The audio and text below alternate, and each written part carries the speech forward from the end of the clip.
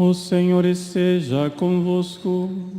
Ele está no meio de nós. Proclamação do Evangelho de Jesus Cristo segundo Mateus. Glória a vós, Senhor.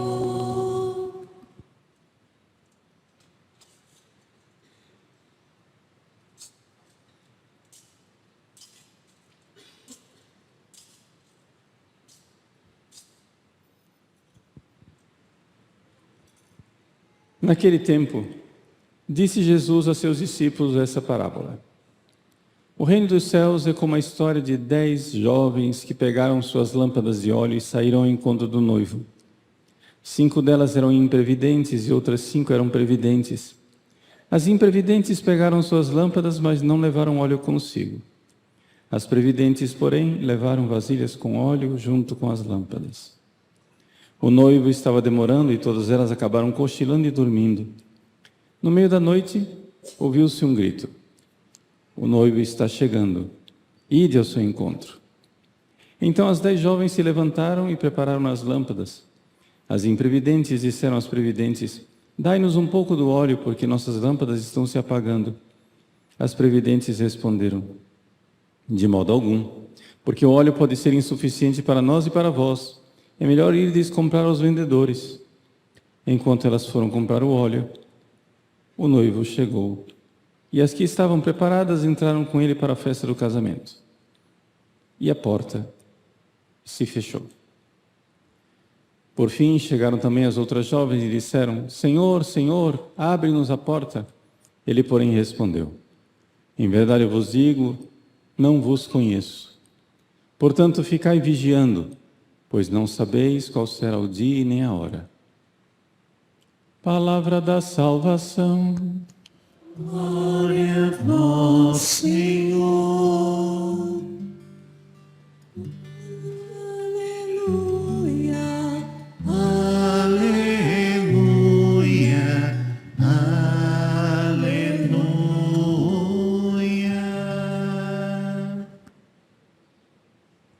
Meus queridos irmãos e irmãs, celebramos a memória dos fiéis defuntos, falecidos.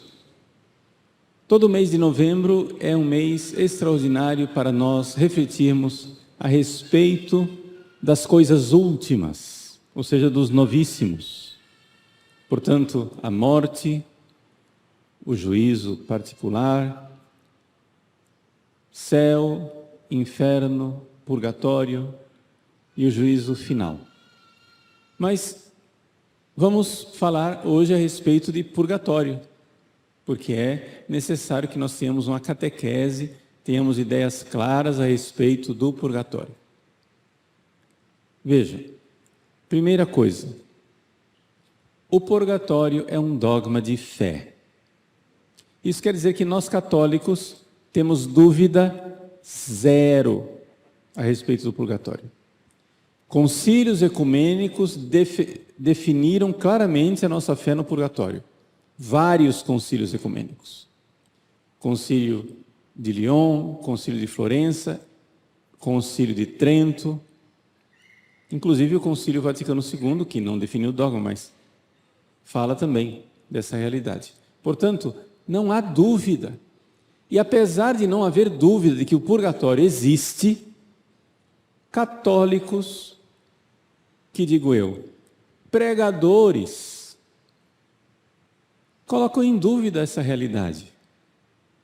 É uma invenção medieval, é uma teologia medieval.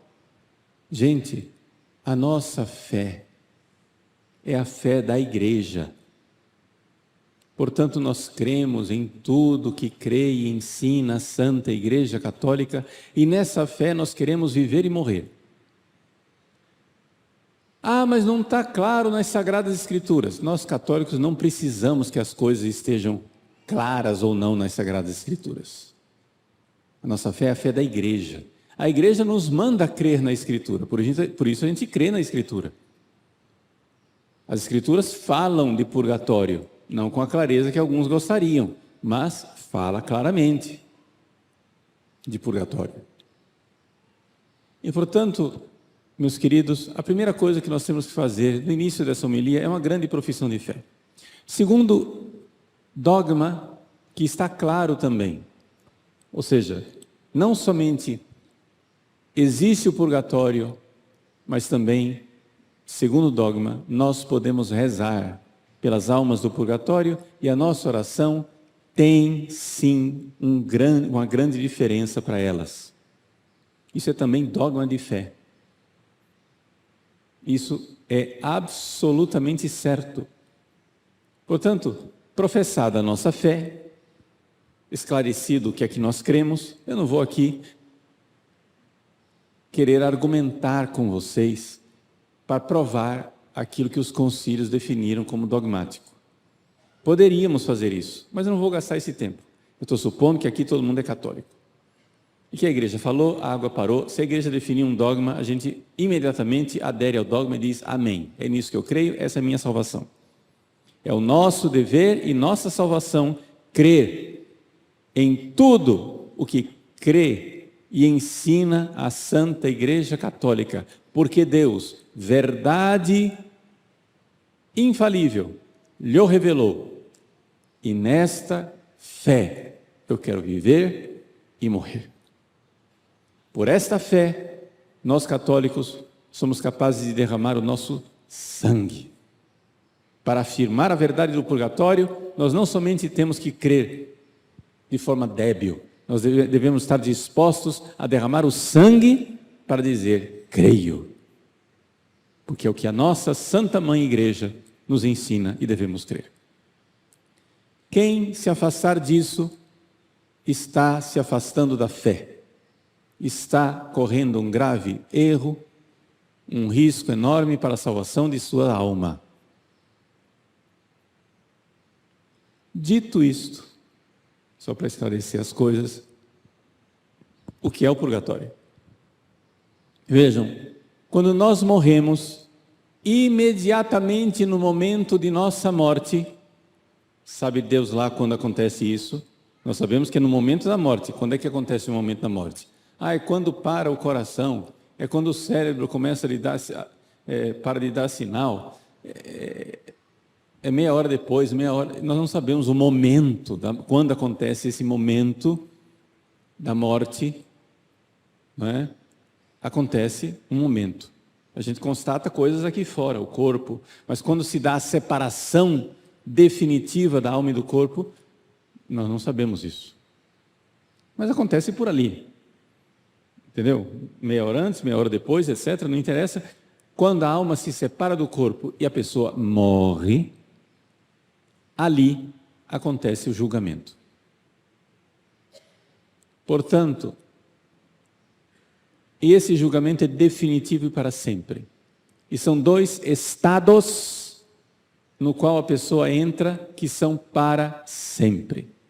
Como gostava de dizer Santa Teresa d'Ávila quando era pequenininha, sempre, sempre, sempre. Causou grande impressão a alma infantil dela, essa ideia do sempre. E deveria causar em nós também. Sempre.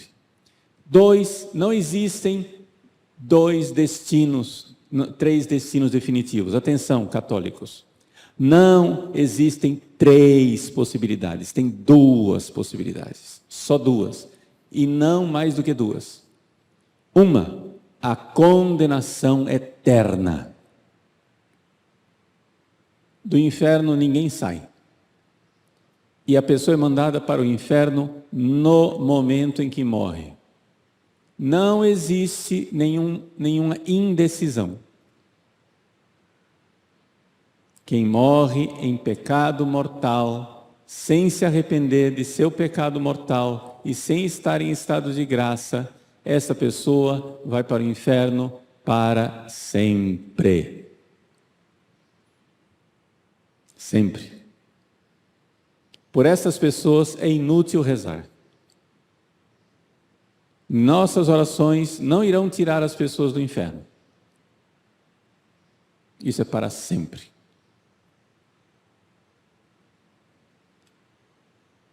E até aqui, alguns pregadores duvidam da fé da igreja, porque o inferno também é um dogma. Duvidam da fé da igreja e dizem, não, mas o inferno está vazio. Como é possível o inferno estar vazio, se o Apocalipse nos diz que 1/3 dos anjos foi precipitado no inferno? Ou seja, se existem lá bilhões de anjos, trilhões de anjos, maus, caídos, demônios no inferno. Então vazio ele não está. Então se alguém acha que Deus, bondade infinita, não condena ninguém ao inferno, a própria existência dos demônios atesta claramente isso daí. Mas então vamos querer aqui provar dogmas, vamos só explicá-los. É dogma, o inferno existe. E é para sempre. Deus é bondade infinita.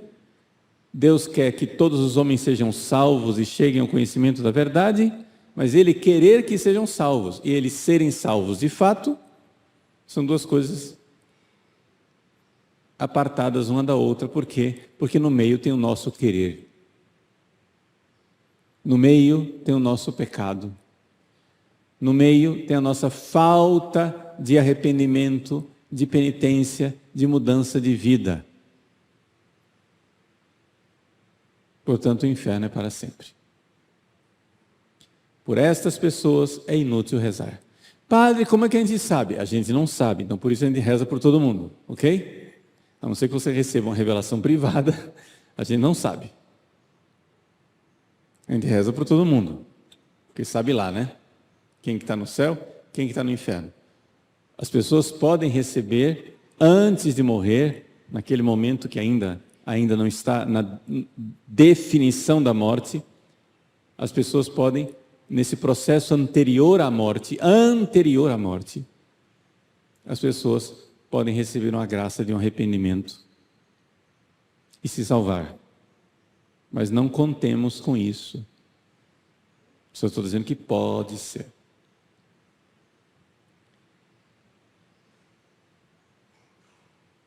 Existe a famosa história do suicida. Uma mulher muito aflita porque o seu marido cometeu suicídio se jogando da ponte e morrendo afogado. Ela estava na fila de confissão. São João Maria Vianney, ao passar para o confessionário, parou na frente dela, recebeu uma iluminação de Deus, parou na frente dela e disse: minha filha, não fique aflita. Houve tempo entre a ponte e a água. Houve tempo. Ou seja, essa pessoa milagrosamente se arrependeu. Não é? Mas não cabe a nós julgar os mortos. O juiz dos mortos é nosso Senhor. O importante é nós sabermos que existe o inferno e as pessoas que estão no inferno de lá não saem e é inútil rezar por elas. Então, tem a segunda definição. Quem, na hora da morte, ou vai para o inferno para sempre, ou, segunda alternativa, está salvo para sempre. Quem está salvo para sempre. Quem se salvou está salvo para sempre. Mas isso não quer dizer que essa pessoa vai imediatamente para o céu.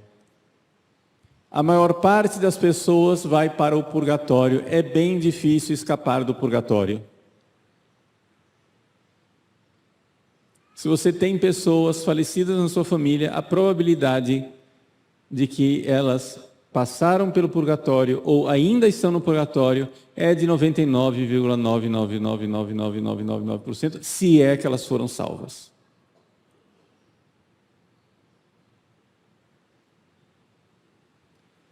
Já eu explico o purgatório. Mas é importante entender que do purgatório só existe uma porta de saída, que é para o céu. As pessoas que estão no purgatório não estão em estado de indecisão, elas estão salvas. Elas sofrem no purgatório, mas louvam a Deus pela sua salvação. Por grande que seja o sofrimento no purgatório, elas têm na alma uma gratidão, um louvor, porque estão salvas e salvas para sempre. Elas podem dizer: nós fomos salvos para sempre. Cristo venceu. Nós fomos salvos para sempre. As almas do purgatório estão salvas para sempre. Sempre. Sempre. Não há nenhum perigo de estas almas serem condenadas ao inferno. Isso não existe. Uma alma que foi salva para sempre. Portanto, a acusação dos protestantes de que nós católicos criamos um terceiro tipo, né?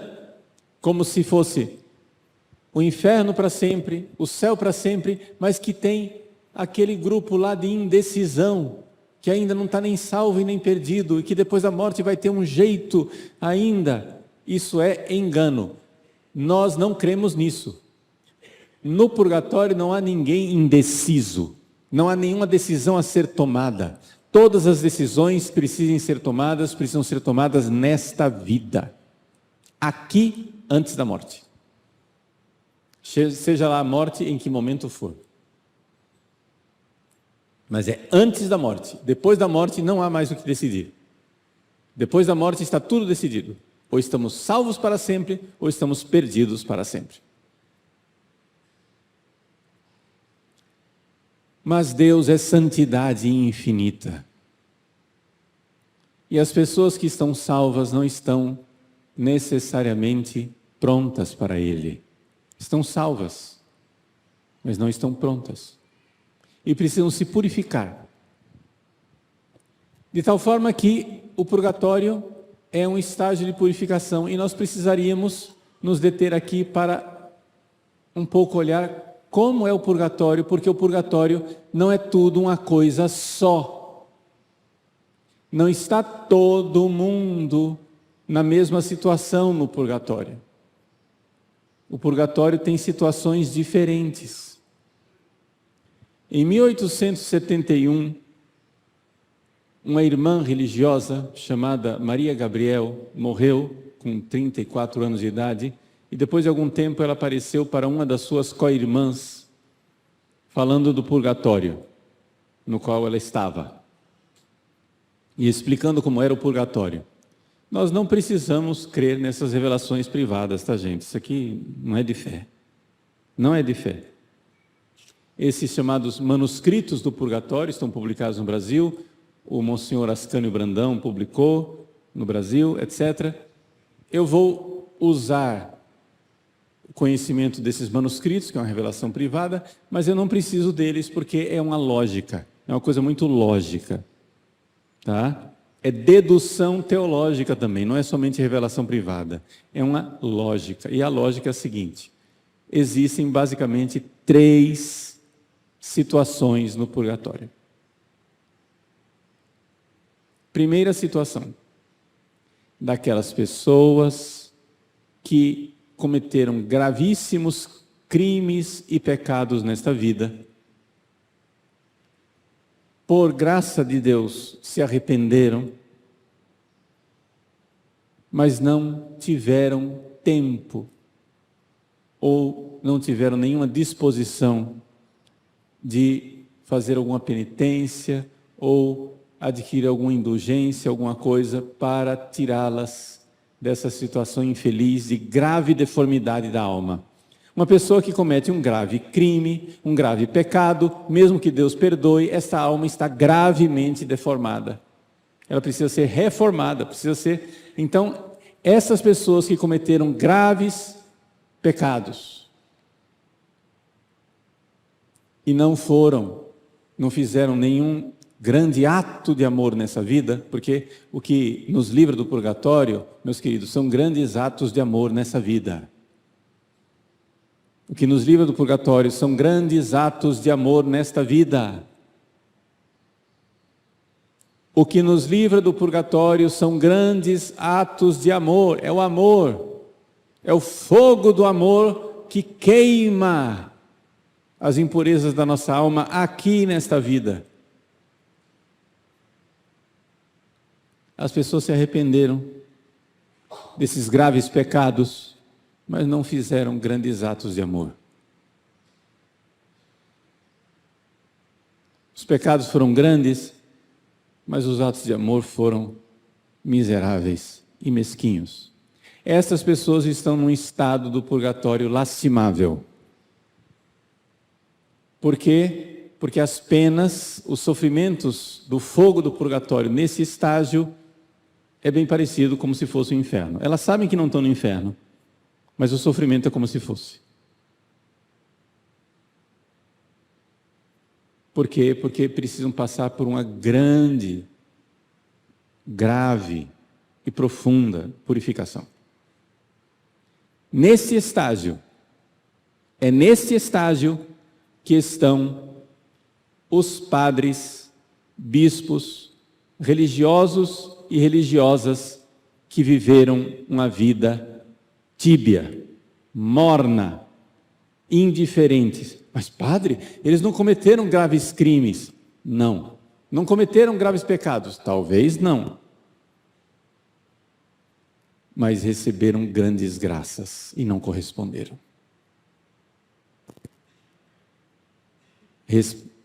Receberam grandíssimas graças e não corresponderam. Portanto, purgatório de padre é uma coisa bem séria. Eu já disse para os meus amigos, olha, quando eu morrer, e vocês começarem a falar que eu sou santo e não rezarem por mim, eu vou pedir a Deus para eu aparecer como alma penada. O que é alma penada? Pena é de punição. Não é alma com a galinha com penas, não. Alma penada é uma alma que está com as penas do purgatório, com os sofrimentos do purgatório. Eu vou aparecer como alma penada e vou atormentar vocês até vocês rezarem por mim. É uma brincadeira, mas para dizer, pelo amor de Deus. É uma falta de caridade morrer um padre e vocês canonizarem imediatamente. Não façam isso. Rezem.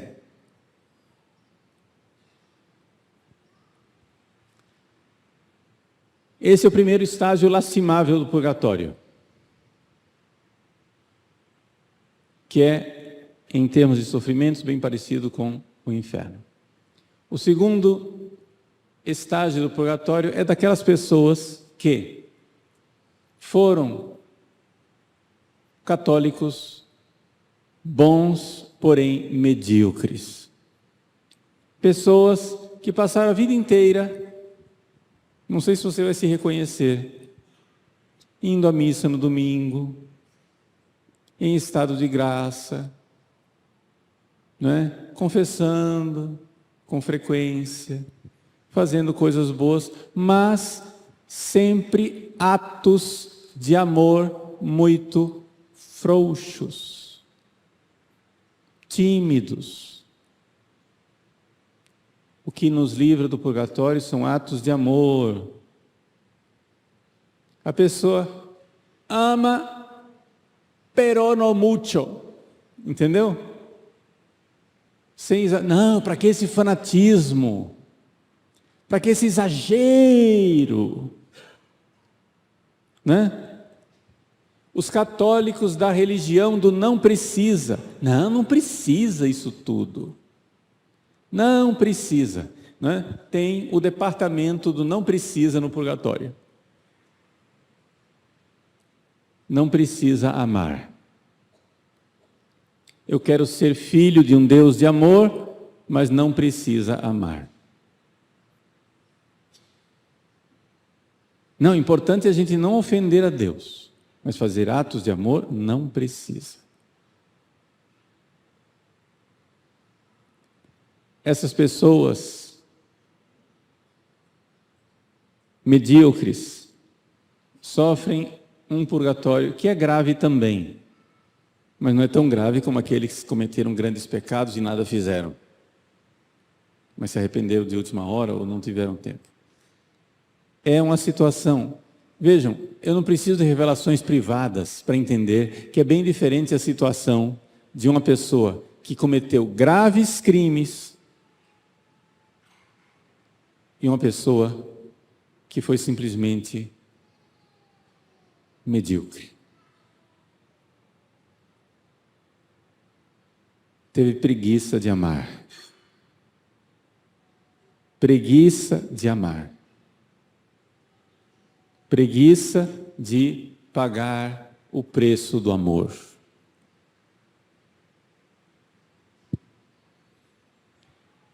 E finalmente, o último estágio do purgatório. O último estágio do purgatório é daquelas pessoas que foram santas nesta vida, verdadeiramente santas. Fizeram grandes atos de amor, mas não foram perfeitamente santas. Ainda faltou alguma coisa. É o chamado purgatório do desejo. Purgatório do desejo, onde o sofrimento dessas pessoas é mais simplesmente o desejo, ou seja, a punição delas não é um fogo purificador, mas é simplesmente o fato de que elas ainda não veem Jesus, mas têm um ardente desejo, um ardentíssimo desejo de ver Jesus, de ver Deus. Esses são os 3 estágios, muito basicamente, do purgatório. Pessoas que precisam ser gravemente reformadas, foram salvas, mas muitíssimo defeituosas ao morrer. Pessoas que foram salvas, mas eram medíocres ao morrer. Pessoas que foram salvas, eram santas, mas não tão santas que já estivessem prontas. Para vocês pensarem bem, não tem como fugir disso, não é? Ou seja, é lógico que se existe purgatório, e existe, ele não pode ser do mesmo jeito para todo mundo. Então, o purgatório, ele tem estágios. A nossa oração pelas almas do purgatório pode ser que não livre estas almas imediatamente do purgatório, mas vão fazendo com que elas progridam dentro do purgatório. Existe progressão dentro do purgatório. Existe, né, uma forma de você ficando cada vez mais perto do céu e vai diminuindo as penas. Na Divina Comédia de Dante Alighieri, que é um poema clássico, longuíssimo, na Divina Comédia, quando Dante Alighieri fala do purgatório, ele, visitando o purgatório, encontra ali uma pessoa, um homem que durante a vida foi muito imperfeito, foi muito um católico medíocre, e ele se espanta porque encontra ele já quase saindo do purgatório, num estágio bem elevado. Ele diz: nossa, como que você foi parar aqui? Já está assim tão adiantado. Ah, as preces da minha querida esposa.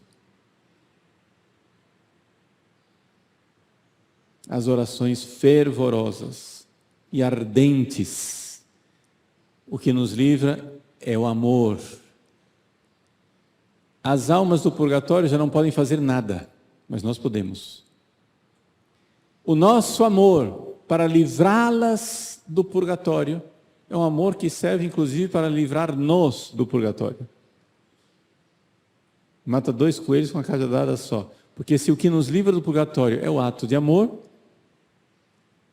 e o que as livra do purgatório são os nossos atos de amor, então, quando eu amo, eu estou me purificando e estou ao mesmo tempo purificando essas almas que dependem de nossas orações. Elas nada podem fazer.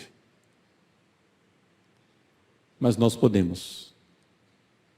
Isso nos leva então a valorizar muito o tesouro da igreja, porque já que os nossos atos de amor não são tão fervorosos, a igreja quer que nós então unamos o nosso amor ao amor de Maria, ao amor de Jesus, ao amor dos santos.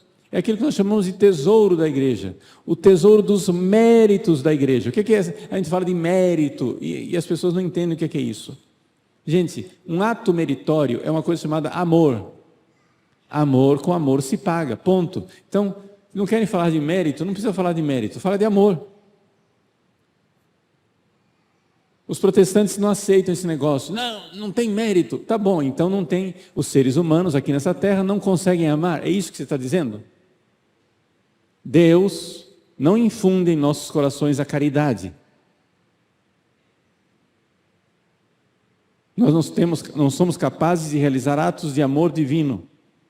É isso que está dizendo? Que Deus é amor, nós somos filhos dele, mas nós não amamos. É claro que nós amamos. É claro que uma pessoa que está em estado de graça tem a caridade no seu coração e pode amar. Portanto, é o amor aqui nesta vida. As almas que estão no purgatório já não podem mais realizar atos meritórios. Elas amam, mas aquilo já não é mais como aqui na terra. Mas os santos passaram aqui na terra e amaram mais do que eles precisavam, até para eles mesmos. Nossa Senhora amou muito mais do que ela precisava. Jesus amou infinitamente mais. Então, esse amor dos anjos, esse amor dos santos, de Jesus, de Nossa Senhora, é um tesouro de amor. Então nós unimos o nosso pequeno ato de amor ao amor deles, e isso fica potenciado. O que é indulgência? É um upgrade no nosso amor. O nosso amor medíocre é ajudado pelo amor grandioso de Jesus, de Maria e dos santos. Então, nós podemos nesses dias, do início de novembro, fazer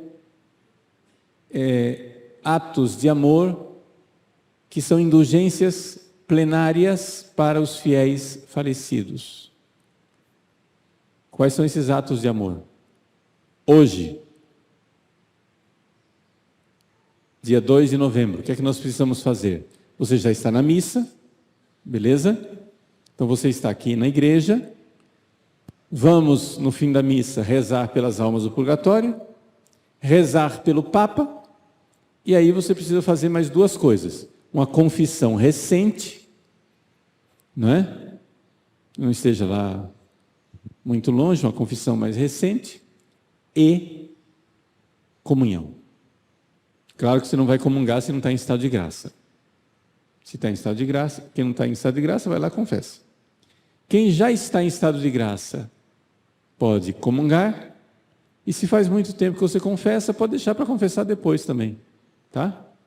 Não precisa ter essa ordem, confissão primeiro, comunhão depois, se você está em estado de graça. A igreja pede a confissão como uma boa obra, confissão devocional que seja, ok?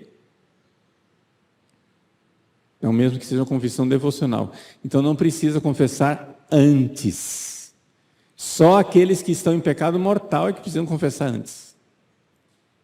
Os outros podem deixar para ir confessando durante todo o mês de novembro. Tem tempo aí para vocês confessarem. Ok? Quem está em pecado mortal, confessa quanto antes. Então, é básico para toda indulgência plenária. Confissão recente, comunhão e oração pelo Papa. Isso é sempre. Confissão, comunhão, oração pelo Papa. Uma confissão vale para várias indulgências plenárias. Não precisa confessar 10 vezes para 10 indulgências. Mas precisa comungar 10 vezes para 10 indulgências. E rezar 10 vezes pelo Papa para 10 indulgências. Ok? E aí, o que é que eu faço? até o dia 8 de novembro, você pode receber indulgência plenária pelos fiéis defuntos na seguinte modalidade. Hoje, embora seja hoje o dia que todo mundo visita o cemitério, por tradição, hoje está dispensado de visitar o cemitério. Hoje, só de vir à igreja já está feito. Ok? Nós vamos rezar no final. Agora, amanhã, até o dia 8, é necessária uma visita ao cemitério. Então, se você for amanhã, dia 3, ao cemitério, comunga, reza pelo Papa, mais uma indulgência. Dia 4, vai ao cemitério, no cemitério tem que rezar pelas almas, né? Não precisa ser o cemitério onde está sepultada a pessoa que você está rezando. A pessoa que você está rezando está sepultada lá no Paraná. E você vai no cemitério em Cuiabá e reza por ela. Ok? Não tem problema. Então você vai ao cemitério, comunga e reza pelo Papa. Cemitério, reza pelas almas, comunga e reza pelo Papa. Você pode receber indulgências até o dia 8 de novembro. É uma forma de nós amarmos, de nós ajudarmos as almas que padecem no purgatório. Tá bom? Também existem outras formas de indulgência da igreja. Se você não pode ir ao cemitério, o terço em família, da indulgência plenária, rezar o terço em família. Ou, e não é só nesses dias, aí é sempre, todos os dias do ano. Meia hora de adoração ao Santíssimo, também da indulgência plenária. Meia hora de oração com a Sagrada Escritura, também indulgência plenária. Aí a igreja abre abundantemente os tesouros das suas indulgências. Mas nesses dias, de forma especial, pelas almas que padecem no purgatório. Então vamos amar. Vamos amar esses nossos irmãos que estão salvos. E certamente essas almas que foram beneficiadas com o nosso amor irão nos amar em troca. Quando chegarem no céu, irão interceder por nós. Aí vai ser o meu santo. O santo que eu levei para o céu. Não é? Que vai certamente interceder a Deus e pedir por mim. Nós os ajudamos no purgatório, eles nos ajudam no céu. Então, meus queridos, essa é a nossa fé católica. Nós, para resumir tudo e deixar as coisas bem claras. Com a morte, 2 destinos eternos. Condenação para sempre e inferno. Salvação para sempre, purgatório e céu. Só existe uma porta de saída do purgatório, que é para o céu. As pessoas que estão no purgatório precisam de nossas ajudas. Podem estar gravemente sofrendo. Rezamos por elas sempre, mas rezamos também auxiliados pelas indulgências da igreja. Os tesouros do amor, o amor de Cristo, o amor de Nossa Senhora, o amor dos santos. E esses tesouros maravilhosos, nós então, fazendo as indulgências plenárias, aplicamos para as almas, e com isso também podemos ajudar a nós mesmos, porque o amor com amor se paga.